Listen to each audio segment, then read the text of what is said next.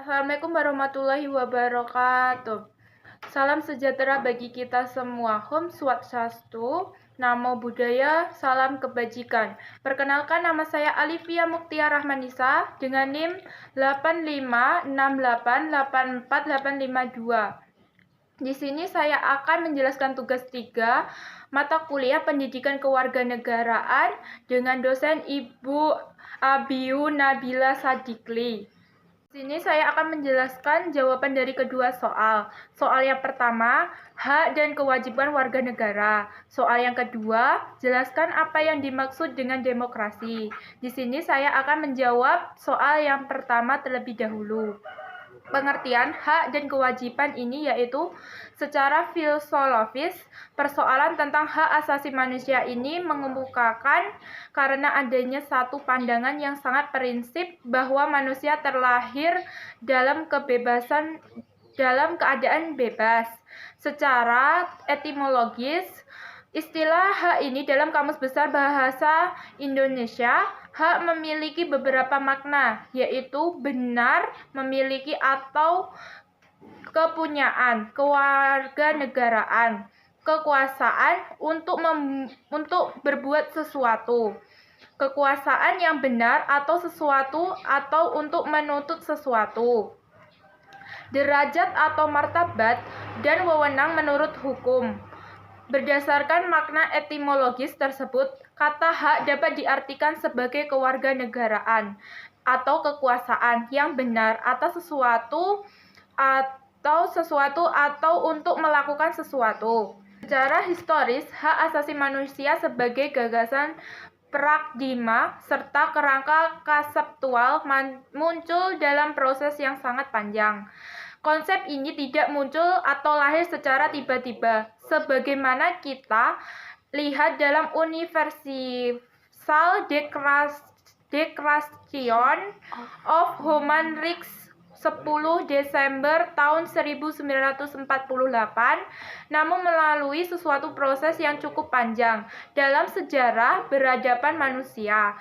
Pada zaman Yunani kuno, Plato telah memaklukkan kepada warga polisnya bahwa kesejahteraan bersama akan tercapai manakala setiap warga negaranya melaksanakan hak dan kewajiban masing-masing. Perkembangan selanjutnya, perjuangan hak asasi manusia dipengaruhi oleh pemikiran filsuf Inggris dan John Locke yang berpendapat dengan manusia tidaklah secara absolut menyerahkan hak-hak individunya kepada penguasa. Hak-hak yang diserahkan tentang negara. Perkembangan selanjutnya, perjuangan hak asasi manusia dipengaruhi oleh pikiran filsuf Inggris John Locke yang berpendapat bahwa manusia tidak secara absolut menyerahkan hak-hak individunya kepada penguasa. Hak-hak diserahkan kepada penguasa adalah hak-hak yang berkaitan dengan perjanjian tentang negara. Adapun hak-hak lainnya tetap berada pada masing-masing individu. Dalam rangka konseptualisme dan reinterpretasi terhadap hak-hak asasi mencakup bidang-bidang yang lebih luas. Itu Franklin D. Roosevelt, Presiden Amerika pada pemula abad ke-20, memformulasikan 4 macam hak-hak asasi yang kemudian dikenal dengan The Four Freedom. Yang pertama, freedom of speech yang kebebasan untuk berbicara dan mengemukakan pendapat. Yang kedua, freedom of religion yaitu kebebasan beragama. Yang ketiga, freedom from fear yaitu kebebasan dari rasa ketakutan, dan yang keempat, freedom from want yaitu kebebasan dari kemelaratan.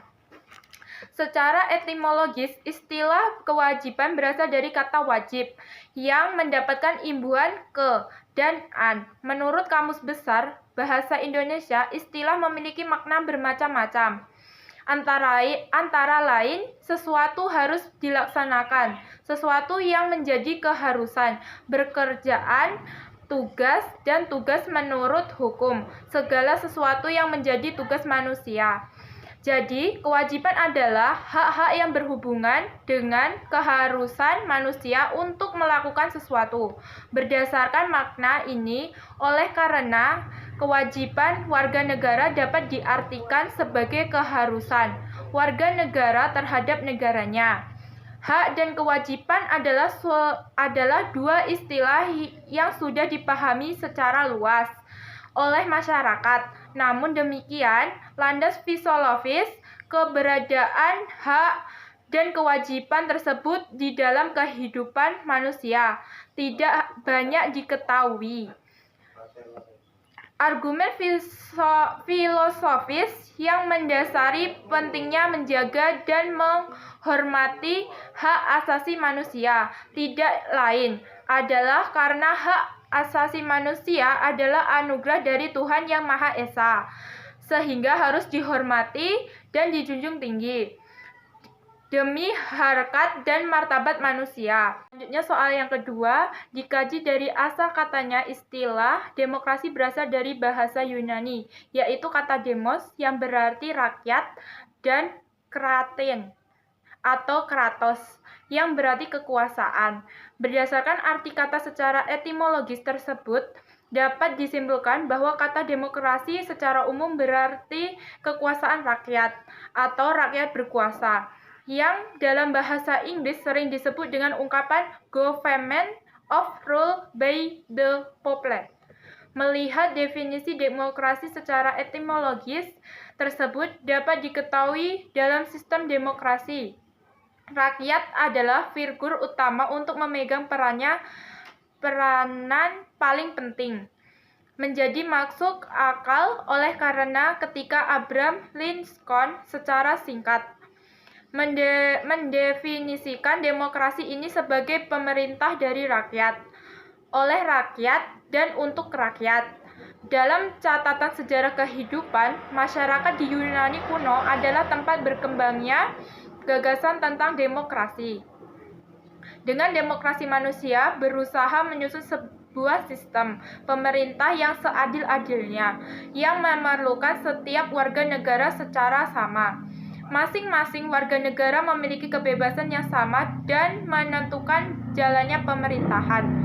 Demokrasi adalah salah satu dari sekian banyaknya istilah dalam bidang politik yang banyak menjadi bahan kajian pada saat ini. Demokrasi menjadi fenomena politik global sehingga demokrasi pun pada akhirnya menjadi bahan kajian dan pembahasan banyak tokoh. Istilah dengan demokrasi secara singkat dapat diartikan sebagai pemerintahan atau kekuasaan dari rakyat oleh rakyat dan untuk rakyat. Menurut konsep demokrasi, kekuasaan yang dapat dimaksud di dalam pengertian tersebut menyiratkan arti politik dan pemerintahan.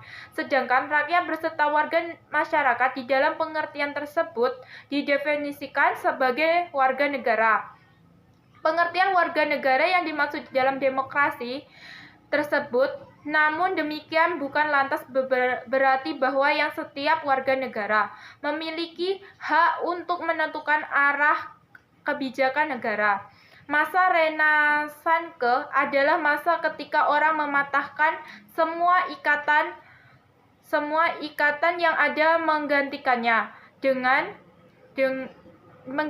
dengan kebebasan bertindak yang seluas-luasnya sepanjang sesuai dengan apa yang dipikirkan. Semboyan, beranilah berpikir sesuai menjadi semboyan yang sangat diagung-agungkan pada masa Renaissance tersebut, yakni revolusi agama melanda masyarakat Eropa Barat pada abad ke-16. Dua kebajikan tersebut, yaitu Renaissance dan reformasi spiritual tersebut, telah membawa kehidupan masyarakat Eropa memasuki satu fase kehidupan yang belakangnya tersebut dengan masa Aufklärung.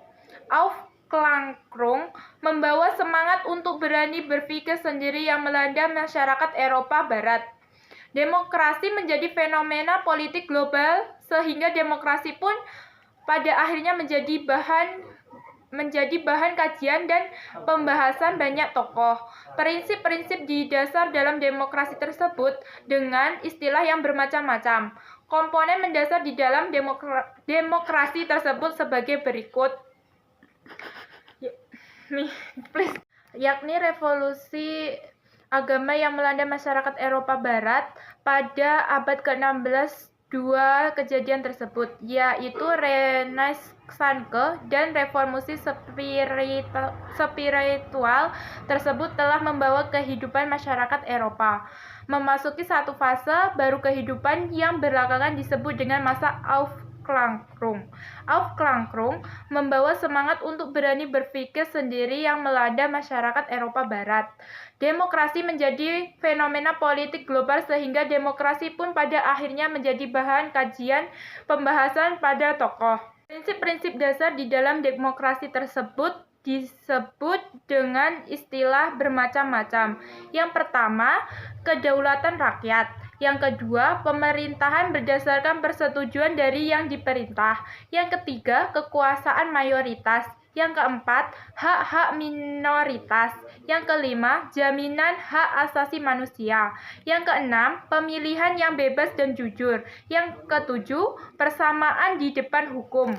Yang ke-8, proses hukum yang wajar. Yang ke-9, pembatasan pemerintahan secara konstitusional. Yang ke-10, pluralisme sosial, ekonomi, dan politik. Dan yang ke-11, nilai-nilai toleransi, pragmatisme, kerjasama, dan mufakat. Sekian jawaban dari saya. Jika ada salah, saya mohon maaf. Saya akhiri. Wassalamualaikum warahmatullahi wabarakatuh.